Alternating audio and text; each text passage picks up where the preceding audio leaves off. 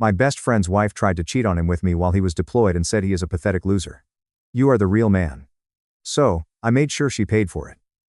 So, my best friend's wife threatened to tell the cops I assaulted her in writing at 11:07 p.m. on a Tuesday. The guy I've known since 7th grade. The guy who was 6,000 miles away serving his country while she was showing up at my door in heels trying to get me to ruin everything. It didn't go her way, but I'm getting ahead of myself.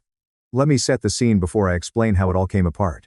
I, 28 male, run a contracting business. Crew of 6.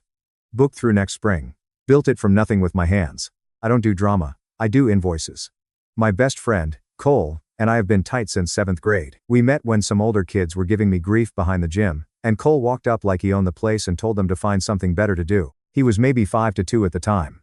Hadn't hit his growth spurt yet, but he had this energy that made people think twice. Those kids scattered. We've been brothers ever since. Growing up, Cole was the one who'd fight anyone who looked at his people wrong. I was the one who'd figure out how to get us out of trouble after he started something. We balanced each other out. He was all instinct and action. I was all planning and patience. Together, we were unstoppable. Still are. Cole joined the army right out of high school. Said he wanted to do something that mattered. Home life was rough. College wasn't in the cards and there wasn't a clear path forward. The military gave him structure, purpose, a way out. I respected it. Not everyone's built for that life. But Cole was. He thrived, worked his way up, became someone his unit relied on. I was proud of him even when I missed having him around. 3 years ago, Cole met Kendra at some fundraiser event back home during his leave. She was 24 at the time, worked part-time at a real estate office doing administrative stuff, and had this whole polished look going on. Cole was smitten from day one, said she was the most beautiful woman he'd ever seen. I remember meeting her for the first time at a cookout Cole's family threw. She walked in and photographed the food before saying hello to anyone. Don't get me wrong, she was attractive, but there was something behind her eyes that never quite landed on you. She'd scan a room the way people scan a menu, looking for the best option. She wasn't living a life. She was staging one. I didn't say anything to Cole. What was I supposed to say? Hey man, your girlfriend gives me weird vibes. He was happy. Happier than I'd seen him in years.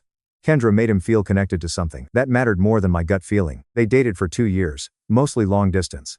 Kendra played the devoted girlfriend role perfectly. Posted constantly about missing her soldier, counting down days, all that military spouse aesthetic content. She built a whole identity around it. It wasn't about Cole. It was about the narrative. They got married about a year ago at a courthouse ceremony right before Cole's next deployment. Small, quick, practical. Cole promised they'd do a big celebration when he got back. He was shipping out to the Middle East for what was supposed to be an 8-month deployment. Before he left, Cole pulled me aside at the going away gathering his family threw. We were standing on his mom's back porch, just the two of us. The noise of the party muffled behind the screen door. He looked me dead in the eyes. I need you to keep an eye on things while I'm gone, he said. Not on Kendra specifically. Just the house. The dog. General stuff. You know how it is. I told him I had his back. Didn't even hesitate. That's what brothers do. He hugged me, told me he loved me like family, and shipped out 2 days later. What happened next is why we're here. The first few weeks after Cole deployed were normal. Kendra texted me once asking if I could check on their dog, Scooby, because she was going to be out of town visiting her sister. No problem. I swung by, made sure Scooby had food and water, took him for a walk around the block. The house was clean, nothing out of place, easy. Then she texted again a week later. The garbage disposal was making a weird noise. Could I take a look? I'm handy. Cole knew that, so this made sense. I went over, fixed it in about 10 minutes, tightened a loose blade that was rattling against the housing. She offered me something to drink, but I said I had a job site to get to, which was true. We were mid-demo on a bathroom remodel across town. 2 weeks after that, the text started shifting. Hey, thanks again for helping with Scooby. You're seriously the best. Cole's so lucky to have a friend like you. I don't know what I'd do without you around. Then came the late night texts. Can't sleep. It's so quiet here without him. Do you ever feel like you're just going through the motions? I feel like no one really gets me except maybe you. I kept my responses short. Hope you get some rest. Hang in there. Cole will be back before you know it. Gray rock energy. Give nothing to work with. Don't engage. Don't validate. Don't give her anything she can spin into something it's not. She didn't take the hint. One Saturday afternoon, I was at my place working on estimates for an upcoming kitchen remodel when my doorbell rang. I wasn't expecting anyone. My truck was in the driveway so anyone driving by would know I was home. Opened the door and there was Kendra dressed like she was going to a nice restaurant holding a bottle of something expensive. Hey, she said with this smile that was working overtime. I was in the neighborhood and thought I'd stop by. I brought this as a thank you for all your help. I didn't let her in. Stood in the doorway and told her I appreciated the gesture, but I was slammed with work. She looked disappointed, but played it off. Said she understood, left the bottle on my porch, and walked back to her car, glancing over her shoulder twice. I'd already closed the door, but I checked my Ring camera footage later. She'd circled the block twice before pulling into my driveway. And she'd sat in her car for almost 10 minutes before getting out. Checking her makeup in the mirror. Adjusting her hair. That's not someone who happened to be in the neighborhood. That's someone who rehearsed an entrance. The next few weeks, she started making up reasons to come over. Needed help carrying something heavy from the garage. Wanted my opinion on a paint color for the living room Cole had been meaning to repaint. Had a question about the water heater that was acting up. Every time she was dressed for a date, not a house call. Heels, makeup, outfits that didn't make sense for someone asking about appliances. Every time she lingered. Every time I kept it professional and brief. Then she started testing the waters on Cole. Not the supportive wife stuff she posted online. The real stuff, the ugly stuff. I don't know, sometimes I feel like I settled. She said one evening when she'd shown up unannounced again, claiming she couldn't get the garage door opener to work. Cole's great and all, but he's so predictable, you know? Like there's no excitement, no passion, no spontaneity. I didn't respond, just kept looking at the garage door mechanism I was supposedly there to examine. It worked fine, by the way. She'd probably just unplugged it. He chose the military over me, she continued, leaning against her car with her arms crossed. Did you know that? I asked him to get out to find something that kept him home. He said no. Said it was his calling or whatever. That service mattered more than anything else. How pathetic is that? Putting some abstract idea of duty over your own wife. Pathetic. She called my best friend pathetic. The guy who'd served 3 deployments. The guy who signed up because he actually gave a damn about something bigger than himself. The guy who loved her enough to marry her before shipping off to a war zone. Pathetic. I finished checking the garage door, told her it was working fine, and she must have accidentally hit the disconnect switch and left. She looked annoyed, but masked it quick. You're always so busy, she said as I walked to my truck. We should hang out sometime. Like actually hang out. No projects, just us. I don't think that's a good idea, Kendra. Her smile flickered just for a second. Then it came back sharper, more deliberate. Why not? We're friends, aren't we? You're Cole's wife. That's the relationship. I drove away. I had a feeling this was heading somewhere ugly, and I wanted the kind of documentation that holds up when someone starts lying. So, I screenshotted everything. Over the next month, Kendra escalated hard. Explicit texts, photos I never opened but screenshotted, and then the wedge attempts. She started telling me Cole talked trash about me behind my back, that he thought my business was a joke, that I peaked in high school, that he only kept me around because I fixed things for free. I didn't respond to any of it, just kept my head down and fixed whatever appliance she'd conveniently broken that week. These were lies and I knew it because I knew Cole. 16 years of brotherhood doesn't get erased by a woman who'd been in his life for 3. But I documented every word, every claim, every attempt to isolate me. The final straw before I reached out to Cole came at a mutual friend's cookout in early July. About 30 people. Backyard setup. Nothing fancy. Burgers on the grill. Kids running around. Typical Saturday afternoon gathering. Kendra was there performing the devoted military wife, showing people photos of Cole on her phone, talking about how much she missed him, about how hard it was to be apart. I was standing by the grill talking to our buddy Declan when Kendra walked up. Declan and I had been friends since I started the business. He'd helped me on a few jobs when I was short-staffed. Good guy, reliable, zero tolerance for nonsense. He could read a room better than anyone I knew. Kendra approached with a glass in her hand, and this look in her eyes that Declan later described as predator spotting prey. Gavin, she said, putting her hand on my chest like we were intimate, like this was something we did. Can I talk to you for a second privately? I stepped back. Whatever you need to say, you can say here. Her eyes flashed with irritation. Then she leaned in close enough that Declan could still hear and whispered something that I won't repeat, but involved very specific things she wanted to do with me and very specific comments about how Cole couldn't satisfy her the way she needed. I looked her dead in the eyes. You should go check on Scooby. I'm sure he misses you. Then I walked away. Declan caught up with me a few minutes later, his face somewhere between shock and disgust. Dude, what was that about? Nothing good, I said. But I'm handling it. Kendra left the party shortly after that, but the real chaos started 2 days later. I started getting texts from people in our friend group asking if I was okay. Weird questions about my situation. Vague references to things people had heard. Then my buddy Jordan called me directly. Bro, I got to ask you something and I need you to be straight with me. He said, Kendra's telling people you've been hitting on her, like aggressively. She says you've been texting her inappropriate stuff and showing up at her place uninvited. She's telling everyone she's uncomfortable around you. I laughed, actually laughed out loud. Jordan, that's the most ridiculous thing I've ever heard. I figured it was bull, But she's been crying to everyone about it. Some people are buying it. She's playing the scared military wife whose husband's best friend is harassing her. It's a whole performance. And there it was. She flipped it fast. Made me the villain before I could speak. She played scared so fast it would make your head spin. I'd rejected her at a cookout surrounded by witnesses, so she sprinted to everyone we knew and rewrote the scene with herself in the lead role. Over the next week, I got iced out. People stopped inviting me to things. Group chats went quiet when I entered. A couple of guys in the group confronted me separately, wanting to hear my side. I kept it simple. Ask her to show you the texts, the ones she claims I sent. She won't because they don't exist. None of them asked her. But the seed was planted. Now they had something to chew on. Then I lost the Dawson job.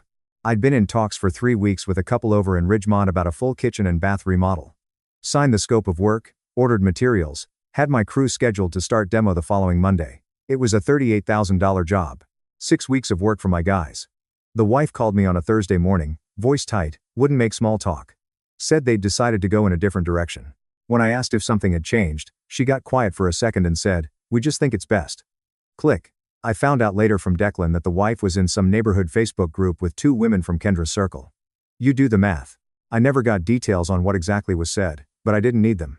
When you're a small contractor, your name is your business. One whisper in the right ear and 38 grand evaporates overnight.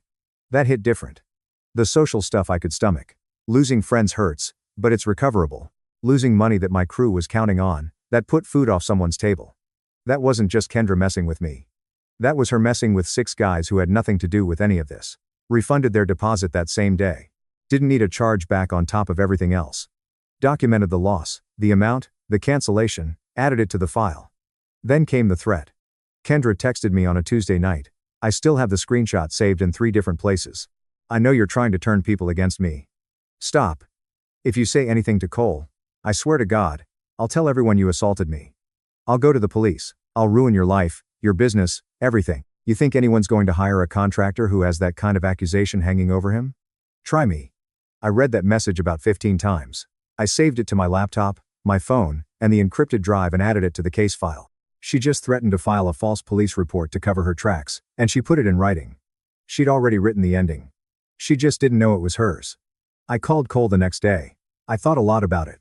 It was not an easy thing to say, but had to be done via video call since regular calls were spotty where he was stationed. He looked tired but good. Tan from the sun, a little leaner than when he left. There was sand in the background and the sound of machinery somewhere distant. "What's up, brother?" he said. "Everything okay back home?" "No," I said.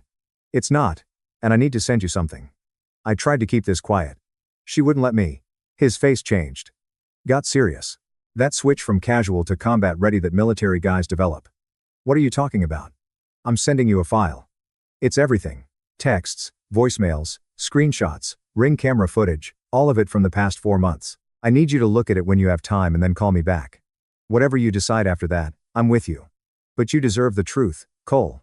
You've always deserved the truth." I sent the file. The case file was comprehensive enough to walk into a courtroom with. Then I waited 3 days, nothing. I didn't push. This wasn't something you rush someone through. The man was processing the fact that his entire marriage was a fraud while sitting in a combat zone. He needed time. Then my phone rang at 2 a.m. Cole's voice was calm. Too calm. The kind of calm that comes right before everything changes. "I saw everything," he said. "I'm sorry, man, I didn't know how to." "Don't apologize. You did exactly what you should have done. You did what a brother does." He paused. I could hear him breathing.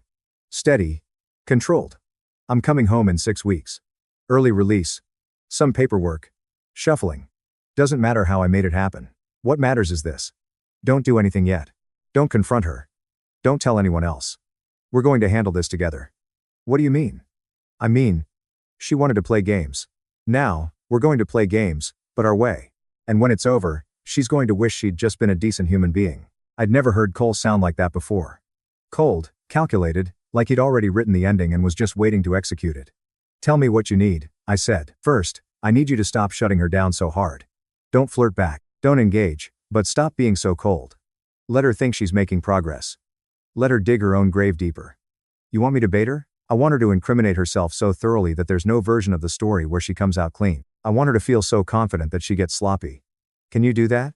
I thought about everything she'd put me through. The lies she'd spread, the threats she'd made, The way she'd called my best friend pathetic behind his back while posting heart emojis online. The 38 grand my crew lost because she couldn't keep her poison to herself.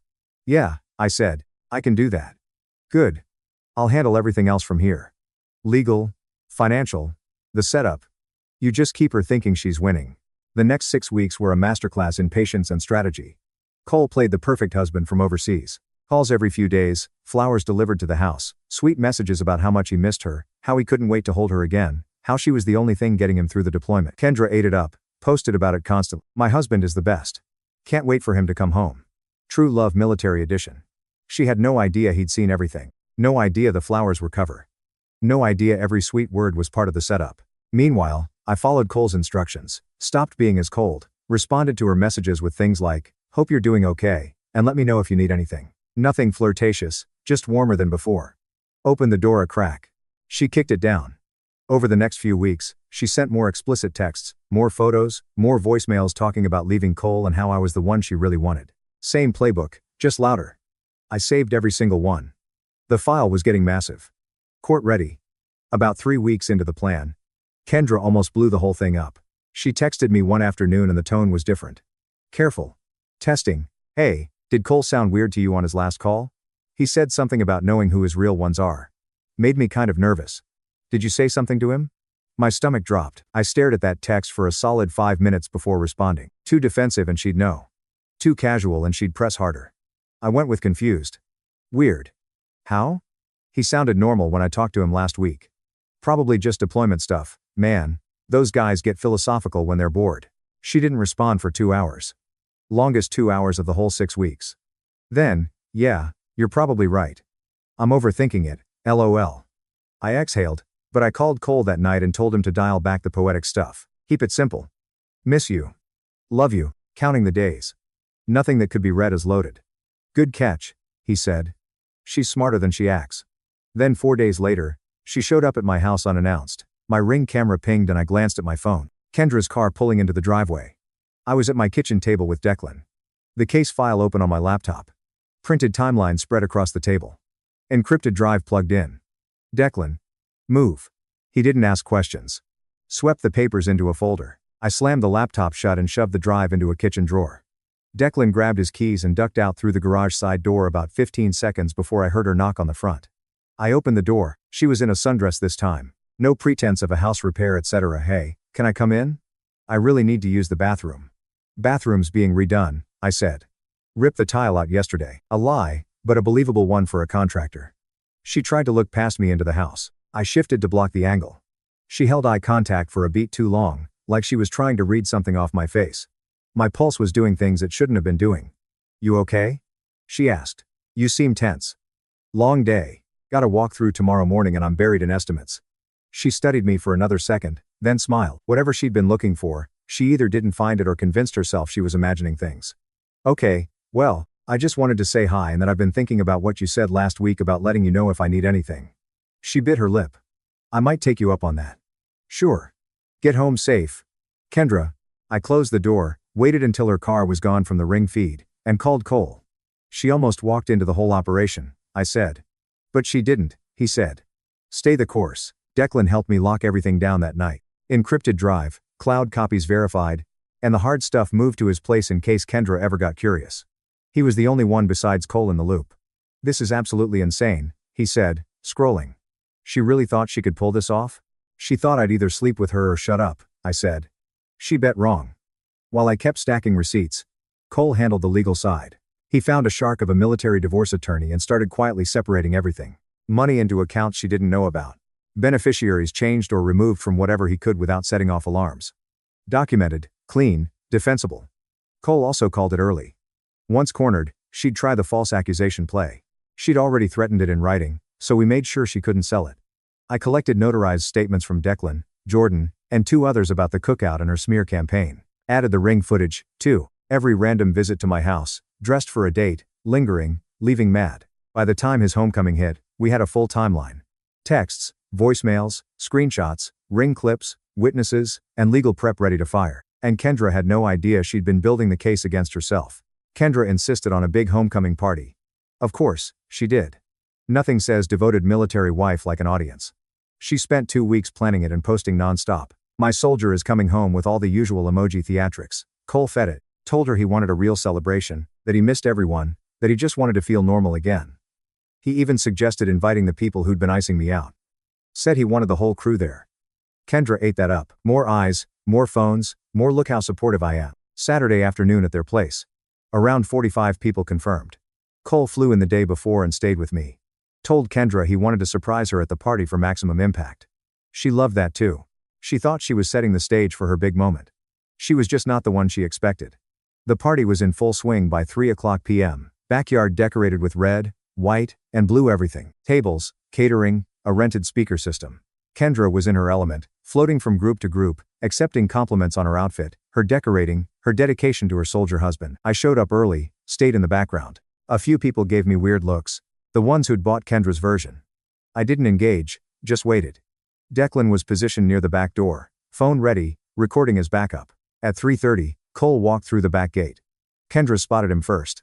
The performance began immediately. She sprinted across the yard, threw herself into his arms, sobbing loud enough for everyone to hear.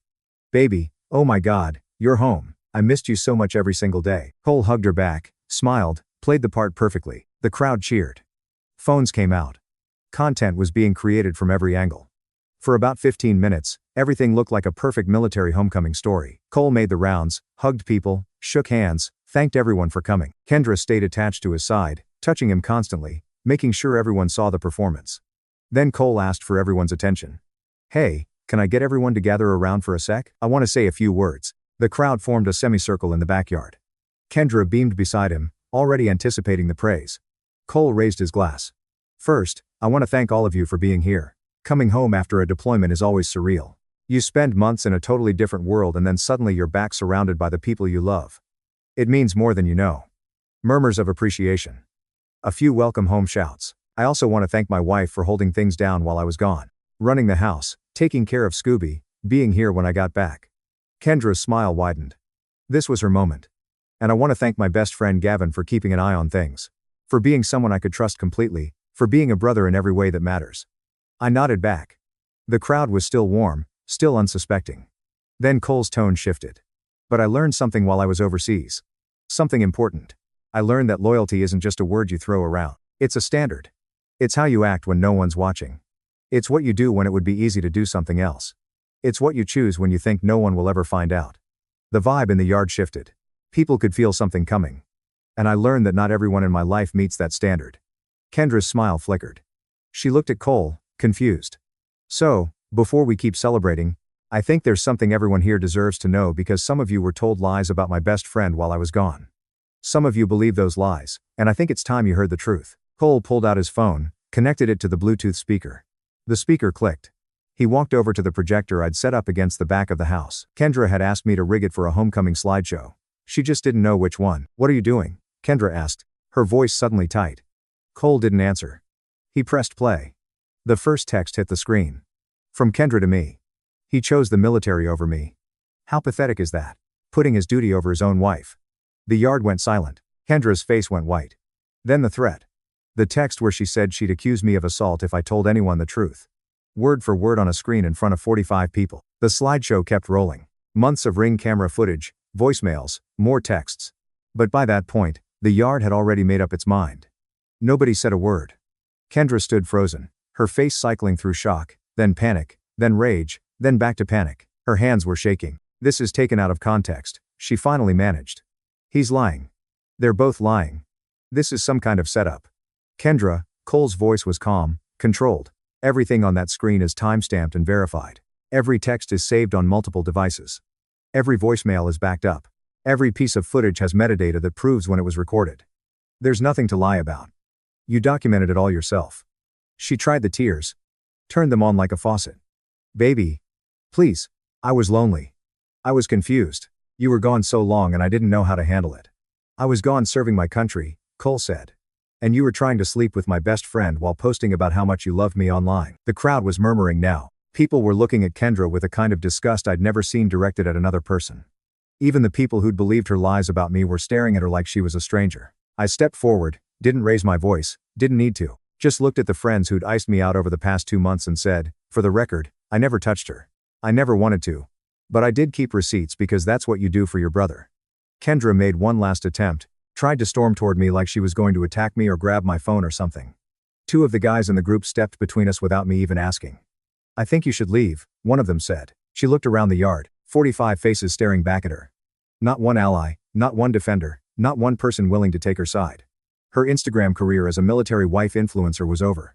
Her marriage was over, her reputation was over. She grabbed her purse and practically ran to her car. I watched her drive away through the back gate, tires screeching as she peeled out of the driveway. The party continued, believe it or not. People came up to Cole and me for the next 2 hours, apologizing for believing her lies, asking questions about what happened, expressing support. Declan made a toast to friendship and loyalty that actually got a little emotional. By sunset, it felt less like a homecoming party and more like the air had finally been cleared. The fallout was everything we'd prepared for and then some. Socially, Kendra was done by Monday morning. Screenshots of the screenshots, stories shared and reshared. Half the town knew what she'd tried to do before the week was out. Her Instagram went private, then got deleted entirely. The military wife brand she'd spent years building was radioactive. Legally, Cole filed for divorce the following week. His attorney took that evidence file and used it to gut every bit of leverage Kendra thought she had.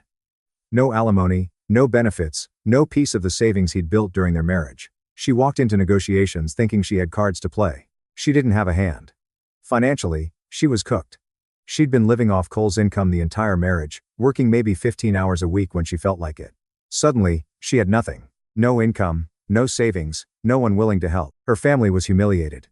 Her friends disappeared the moment she stopped being useful. About a month later, she tried one last play, filed a complaint with Cole's commanding officer claiming physical and emotional abuse. Made up incidents, named dates and times. Investigation opened. Cole questioned 48 hours. Then the investigator reviewed the same evidence file that had already ended her marriage and her reputation. No merit. Kendra was officially warned about filing false reports. Cole got a clean record. Full honorable standing. Kendra got consequences. About 6 weeks after the divorce was finalized, Kendra showed up at my place. Not Cole's place. Mine. Because Cole's new apartment was in a gated complex and she couldn't get past the call box. So, she defaulted to the last address that used to open for her. Old habits. It was a Tuesday evening. Cole and I were in my garage going over a quote for a commercial job I just landed. He'd been helping me with the numbers. Turns out the guy who can coordinate supply drops in a war zone is pretty useful when you need to price out 50 sheets of cement board and a dumpster rental. My Ring camera pinged. I glanced at my phone and almost choked on my drink. Cole, what? I turned the screen toward him. Kendra's car in the driveway. Her sitting in the driver's seat. Mascara already running. Tissues in her lap. Full production value before she'd even knocked on the door. Cole stared at the screen for about 3 seconds. Then he laughed. You want to handle it or you want me to? I asked. Together, he said. Same way we handle everything. We walked to the front door, opened it right as she was raising her fist to knock. She looked terrible, and I don't mean that as an insult. I mean she looked like someone who'd been running on fumes for weeks. Hair unwashed. No makeup. Sweatpants. This was not the Kendra who used to show up in heels and a sundress trying to seduce me. This was the version that exists when there's no audience left to perform for. Cole, she started and the tears came immediately on cue like muscle memory. Please, I made a mistake. I made the worst mistake of my life and I know that I've been going to therapy and I've been working on myself and I just need you to hear me out. 5 minutes. That's all I'm asking, please. Cole leaned against the door frame, crossed his arms, didn't say a word. She took that as an invitation to keep going. I was lonely, okay? You were gone, and I was scared and I didn't know how to handle it. I'm not making excuses. I'm just explaining. I never actually did anything with anyone. I never crossed that line. It was just talk, just stupid, desperate talk because I was falling apart without you. I couldn't help it. I snorted. She shot me a look. This is between me and my husband. Ex-husband, I said. And you're on my porch. Cole still hadn't moved, hadn't blinked, just watched her the way you watch someone try to return a clearly used item without a receipt. Kendra, he said finally. You called me pathetic. I didn't mean. You told my best friend I couldn't satisfy you. That was just. You threatened to tell the police he assaulted you in writing to cover up the fact that you were the one chasing him for months. I was scared. I was. You filed a false abuse claim with my commanding officer. Tried to end my career. My career. Kendra. The thing you used to call pathetic. She was full on sobbing now. Hands shaking, nose running, the whole thing. 6 months ago, this would have worked on half the people we knew. Now, it just looked like someone running a play they'd already been benched for. I've changed, she whispered. I swear to God, I've changed. Just give me one more chance. One. I'll do whatever it takes. Counseling, therapy, whatever you want, I'll sign anything. I just can't do this alone. Cole looked at me. I looked at Cole. We had one of those silent conversations you can only have with someone you've known for 16 years. Then Cole looked back at her. Kendra, I spent 8 months in a combat zone thinking about coming home to you. You spent those same 8 months trying to sleep with the guy standing next to me. You didn't just betray me. You tried to destroy both of us when it didn't work. And now you're standing on his porch asking me to forget all of that because you're lonely again. He let that hang in the air. You're not here because you've changed. You're here because you ran out of options. There's a difference. And I learned it from you. She opened her mouth. Nothing came out. I stepped forward slightly. Not aggressive. Just present. Kendra, you got to go. Gavin, please just talk to him for me. I did talk to him. I showed him everything. That's how we got here. She looked back at Cole one more time, searching for something. A crack, a hesitation, some flicker of the guy who used to send her flowers from 6,000 miles away. There was nothing there. That guy didn't live here anymore. Go home, Kendra, Cole said, not angry, not cruel, just done. Whatever home is now, but it's not here. It was never going to be here again. She stood there for another 5 seconds, tears still falling, hands clenched at her sides. Then she turned around, walked to her car, and sat in the driver's seat for a solid 2 minutes before starting the engine. We watched the whole thing on the Ring camera from the kitchen. You good? I asked. Cole grabbed his drink off the counter and took a sip. Yeah. I'm good. We went back to the garage and finished the quote. Never talked about it again. Guys, we are so close to hitting 100,000 subscribers on this channel. If you are not subscribed to the channel, please consider subscribing. It really helps hit that 100,000 mark. Thanks for making this dream come true.